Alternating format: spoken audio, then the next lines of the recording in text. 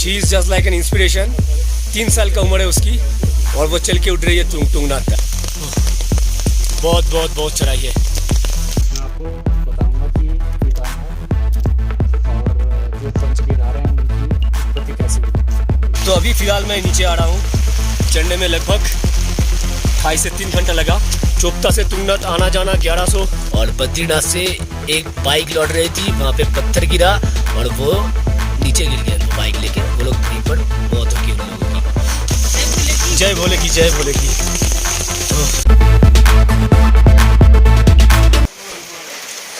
Good morning everyone.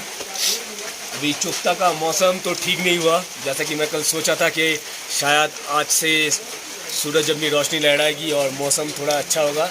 मौसम उतना ही ख़राब है, बल्कि कल से ज़्यादा ख़राब है आज का मौसम।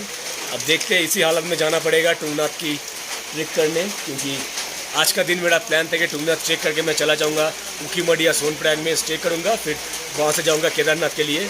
पर जैसा भी वेदर है तो आज जाना मुश्किल है, इसलिए आज मुझे एक दिन स्टे करना पड़ेगा चोपता में ही। फिर आज रेस्ट लेके कल सुबह बारिश हो चाहे ना हो, रेनकोट वगैरह पहन के निकल जाना होगा यहाँ से। सीधा ऊखीमठ या गुप्त काशी में मैं रुक जाऊँगा और वहाँ से फिर रवाना होऊंगा केदारनाथ के लिए। यह है यहाँ का मौसम, चारों तरफ बारिश हो रही है। ये जो दिख रहा है धुंधला धुंधला, ये कोई फॉग नहीं है, ये बादल है। यहाँ से तुंगनाथ 4 किलोमीटर ऊपर की तरफ है, तो मैं कोशिश करूँगा कि कोई गाड़ी अगर यहाँ पे आता है उनसे अगर रिक्वेस्ट करके वो लोग अगर छोड़ दे। भैया शुरू हो गई तुंगनाथ की ट्रैक। मैं छाता लेके चल रहा हूँ। वैसे केदारनाथ भी बंद है 2 दिन के लिए। सिर्फ केदारनाथ ही नहीं, 4 धाम गंगोत्री, यमुनोत्री, केदार, बद्री, चारों धाम बंद है। ये देखिए घोड़सवारी। चोपता से तुंगनाथ आना जाना 1100, चोपता से तुंगनाथ जाना एक तरफ 700। तो देख लीजिए, आपकी यात्रा मंगलमय हो। आगे मार्ग तीव्र चढ़ाई क्षेत्र है, धीरे चले। और क्या, धीरे ही चलना पड़ेगा, यहीं से आपको घोड़सवारी मिल जाएगी। तो इधर चेक हो रहा था डॉक्यूमेंट, तो मैंने ड्राइविंग लाइसेंस दिखाया। और सोचिए, जो मिनी स्विट्ज़रलैंड है चोपता, वो मुझे देखने को ही नहीं मिला। बहुत निराश हो चुका हूँ। मौसम अच्छा रहने से कितना सुंदर, कितना खूबसूरत सारे नज़ारे देखने को मिलते, पर अब क्या करें, जो नसीब में रहेगा वो तो होगा ही। और चढ़ाई मतलब बहुत ही चढ़ाई, सांस फूल रही है अभी मेरी।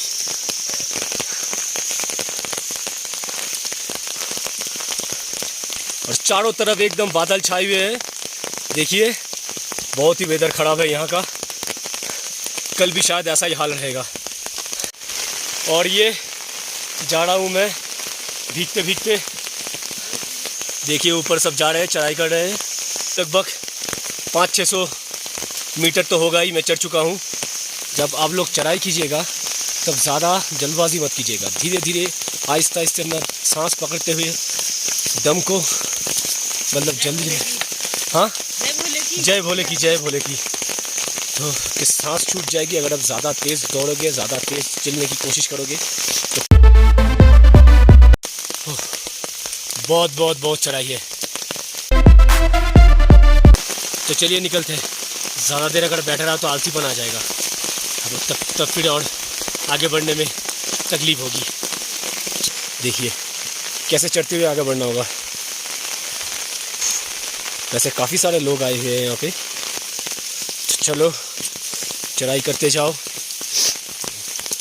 और क्योंकि चढ़ाई पे मैं ब्लॉग बना रहा हूँ तो प्रॉब्लम ये है कि ज़्यादा बात करोगे तो आपकी सांस जल्दी फूलेगी और प्रॉब्लम होती है चलने में। फिर भी क्या करें, जब ब्लॉग बनानी है तो इतनी तो करनी ही पड़ेगी।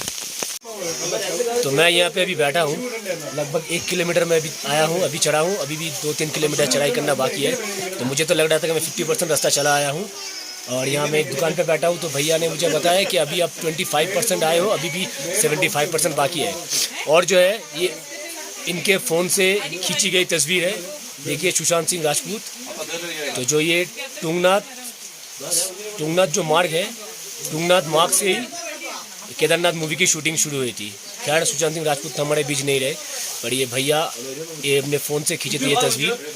जिस दुकान पे मैं बैठा था वहाँ से नज़ारा कुछ ऐसा था, पर नसीब है कि देखने को कुछ ना मिला। किसी बच्ची, she is just like an inspiration. 3 साल का उम्र है उसकी और वो चल के उठ रही है तुंगनाथ तक, और हम लोग हाँप रहे हैं। So she is been to Khardung La, तो सच में हैट्स ऑफ टू हर। और देखिए कैसे, मतलब शी इज़ ऑल राइट। अभी वो पूरे टुंगनाथ चढ़ेगी।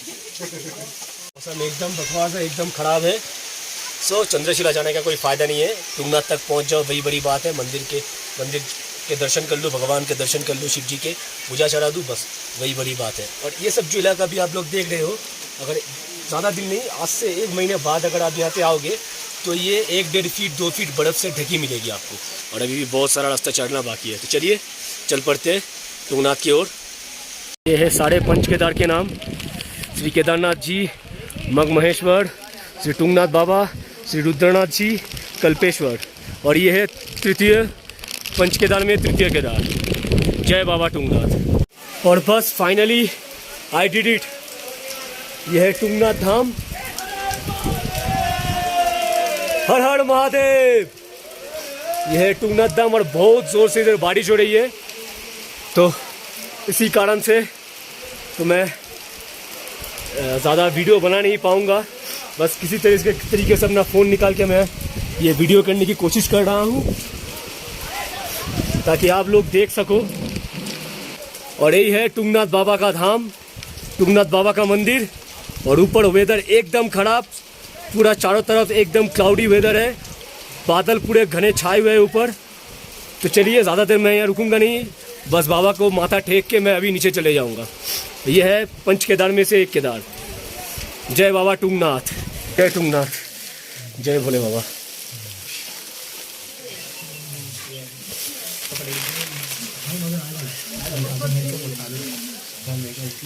फोटो काढतो आणि पाया पडून घेतलं, पाया पडलो।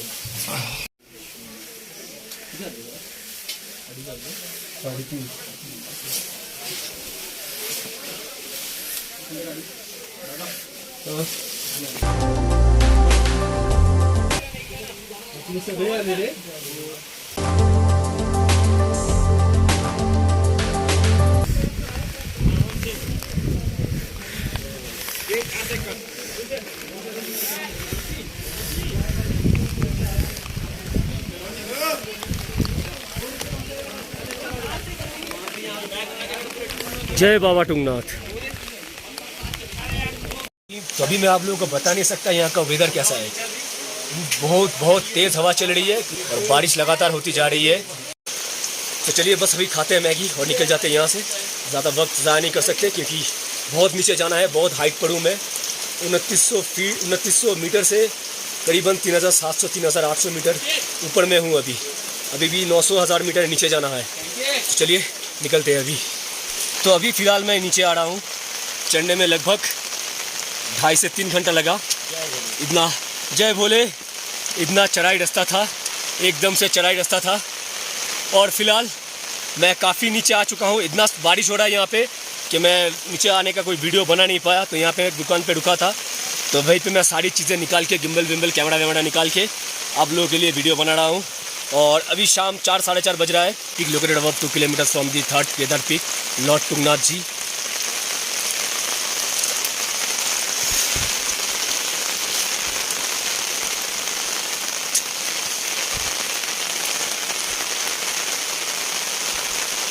कल से लेके आज तक कंटिन्यूसली बारिश हो रही है। 1 मिनट 1 सेकंड के लिए भी बारिश नहीं रुका और चारों तरफ अभी भी बारिश हो रही है और बारिश अभी बहुत तेज़ हो चुकी है। तो मैं लगभग नीचे आ चुका हूँ यहाँ से और 1-1.5 किलोमीटर ही नीचे जाना है बस। और शायद आधा घंटा लगेगा नीचे जाने में पूरी तरह से। और फिर मुझे 3 किलोमीटर नीचे होटल जाना होगा, जो मेरा कैंप साइट है। कि ये सच में मिनी स्विट्ज़रलैंड था। अगर बारिश ना होती तो काफ़ी सुंदर नज़ारे देखने को मिलते, जो मैं मिस कर गया। तो इसी कारण हेतु मैं कोशिश करूँगा कि यहाँ पर मैं फिर से एक बार आऊँ और ये सारे नज़ारे आप लोगों को दिखा पाऊँ। ये सच में मिनी स्विट्ज़रलैंड है, बल्कि मैं तो कहूँगा कि चोपता मिनी स्विट्ज़रलैंड नहीं, स्विट्ज़रलैंड मिनी चोपता है। तो जैसा कि मैं कल बोल रहा था कि हम लोग इधर आते हैं केदारनाथ, बद्रीनाथ, यमुनोत्री, गंगोत्री, 4 धाम करके चले जाते हैं। उत्तराखंड में इससे बढ़ के बहुत सारी जगह है और बहुत सारी यहाँ पे मंदिरों और बहुत सारी इतिहास है, पौराणिक इतिहास है जिनके बारे में हम लोगों को ज़्यादातर पता नहीं है। तो मैं जिस कैंप पे रुका था, पंकज भैया, इनका बहुत नॉलेज है। कल मुझे बहुत सारी बातें बताए, तो मैंने बताया था कि मैं आप लोगों को बताऊंगा, वो सब जानकारी आप लोगों तक पहुंचेगी। तो मैं सीधा माइक दूंगा अभी पंकज भैया के हाथ में, तो बाकी बातें बताएंगे वो। कि मैं आपको बताऊंगा कि केदारनाथ और जो पंच केदार हैं उनकी उत्पत्ति कैसे हुई। पंच केदार जो हैं वो पांडवों ने बनाए हुए हैं। कौरवों और पांडवों का जो महाभारत का जो युद्ध हुआ था, तो उसके बाद पांडवों को हत्या का पाप लग गया था। उन्होंने जो अपने भाई लोग थे, मतलब जो उसे साधारण भाषा में कहा जाए या पहले की भाषा में कहा जाए तो उसको कहते थे ब्रह्म हत्या का पाप। उनके हाथ ब्रह्म हत्या का पाप लग गया था। तो कृष्ण भगवान के पास गए। उन्होंने कहा कि हम पे ब्रह्म हत्या का पाप लग गया, तो हम क्या करें। उन्होंने कहा भाई ऐसा करो कि आप लोग भगवान शिव के पास चले जाओ, वो शायद आपको माफ़ कर दें या इसका एक उपाय निकाले, हल निकाले। तो जब वो शिव की आराधना कर रहे थे तो शिव ने देखा यार इन्होंने तो बहुत बड़ा पाप कर रखा है। आगे जा के वो शिव भगवान के ढूंढने लगे कैलाशों में। लेकिन भगवान शिव ने उन्होंने कई वर्षों तक तपस्या करी, लेकिन उन्होंने दर्शन दिए ही नहीं। एक बार उनको शिव जी मिल गए, उनके पीछा करते हुए, शिव जी का पीछा करते हुए तीनों युगों में, तीनों जैसे जो धरती, स्वर्ग और नरक, जहाँ भी हर जगह ढूंढा इन्होंने। लेकिन लास्ट में इनको एक बार केदारनाथ में शायद शिव जी मिल गए। तो शिव जी मिल गए तो शिव जी ने भी कहा कि शायद मैं इनको दर्शन नहीं दे सकता हूँ। तो हमारे पहाड़ों में क्या होता है कि 6 महीने के लिए लोग गाय भैंसों को बुग्यालों में चुगाने के लिए ले जाते हैं, और वहाँ पे बहुत सारे भैंस वगैरह थे। तो शिव जी ने भैंस का रूप धारण कर दिया कि शायद पांडा मुझे पहचाने ना। उनमें से सबसे जो शक्तिशाली, ताकतवर और बलशाली और जो उनका हाइट थी वो भी बहुत ज़्यादा थी भीम की। तो उन्होंने अपने दोनों टांग फहराए और सारे गाय भैंस सारे निकल गए उनके टांगों के बीच से। शिव जी ले गए। उन्होंने वो करने के लिए कि अगर जो शिव जी होंगे तो वो हमारे टांगों के बीच से नहीं जाएंगे। तो उन्होंने शिव जी को पहचान लिया उस इंडिकेशन से। अच्छा। शिव जी ने फिर भी उनको दर्शन नहीं दिया। शिव जी वहीं पे नीचे समा गए। तो उन्होंने उनकी पूंछ पकड़ ली। पांडवों ने सबसे पहले भीम ने उनकी पूंछ पकड़ ली। पूंछ पकड़ी तो उनका जो आगे पीछे वाला हिस्सा है, तो जो पंच केदारों में जो पूजा होती है, तो मतलब जो उनकी पृष्ठभाग है तो उसकी पूजा होती है केदारनाथ में, और जो उसकी मुख्य पूजा की जो पूजा होती है वो पशुपतिनाथ नेपाल में होती है। फिर वो आगे बढ़ते रहे। उन्होंने कहा कि शिव जी ने कहा कि मैं तुम्हें पूरा शरीर का तो दर्शन मैं दूंगा ही नहीं, मैं अपने पार्ट के हिसाब से दूंगा। जब वो शिव जी के पीछे भागते रहे तो कहीं पे शिव जी ने फिर वहाँ तो उनके पृष्ठभाग के दर्शन हो गए। फिर वहाँ से उन्होंने वहाँ पे सबसे बड़ा मंदिर है केदारनाथ, वहाँ पे फिर उन्होंने केदारनाथ की स्थापना कर दी पांडवों ने मंदिर बना के। और फिर वहाँ से वो शिव जी के पीछे चलते रहे, भागते रहे। तो फिर वहाँ मधमेश्वर में नाभि होती है, उसकी पूजा होती है। उन्होंने वहाँ पे मंदिर बना लिया। इसी नाभि बीच में होती है, उसका नाम इसके मधमेश्वर है। मधमेश्वर ये दूसरा केदार है। फिर वहाँ से चलते चलते तुंगनाथ, जो कि वर्ल्ड हाईएस्ट शिवा टेम्पल है। वर्ल्ड हाईएस्ट शिवा टेम्पल है तुंगनाथ। तो तुंगनाथ में बाजू और हृदय की पूजा होती है। बाजू और हृदय। उसके बाद चौथा केदार है रुद्रनाथ। यहीं चोपटा से लगभग 25-30 किलोमीटर आगे जाके रोड से, और लगभग 26 किलोमीटर ट्रैक करके रुद्रनाथ का टेम्पल पड़ता है। तो वहाँ पे पूरा एक पत्थर के अंदर है। तो वहाँ पे शिव जी बहुत गुस्सा हो गए थे कि ये मेरे पीछे पीछे आ रहे हैं। तो वो शिव जी का रौद्र रूप है। उसमें शिव जी ने केवल अपने उसका दर्शन दिया, गले तक, केवल गले से ऊपर का दर्शन दिया। तो बहुत गुस्से में थे, तो वहाँ उनका बहुत रौद्र रूप के दर्शन जो कहते हैं, इसलिए वहाँ का नाम रुद्रनाथ है, क्योंकि रुद्र अवतार में आगे थे। ये तो चौथा केदार। ये चौथा केदार। और जो पांचवा केदार है वो जोशीमठ हेलंग में है, कल्पेश्वर। कल्पेश्वर। कल्प का मतलब होता है कि आपके केश बाल, तो वहाँ उनकी जटाओं के दर्शन होते हैं। अच्छा, तो जहाँ जहाँ जो उनके जहाँ मतलब पूरे ये 5 केदार जो है, पूरे 5 केदार मिला के शिव जी ने हमें दर्शन दिए थे, अपने पूरे दर्शन, पर अलग अलग हिस्से का दर्शन दिए, अलग अलग जगहों पे एक साथ अपने शरीर के दर्शन, सशरीर कभी भी उनके सामने दर्शन नहीं हुए। तो ये था हमारे 5 केदार का पौराणिक इतिहास। मैं माफ़ी चाहूँगा अगर इसमें कोई नहीं होगी, देखिए जितना भी ये जानते, मेरी जानकारी थी उतना मैंने बता दिया, क्योंकि हम लोगों को तो 5 केदार के बारे में उतना भी मालूम ही नहीं है।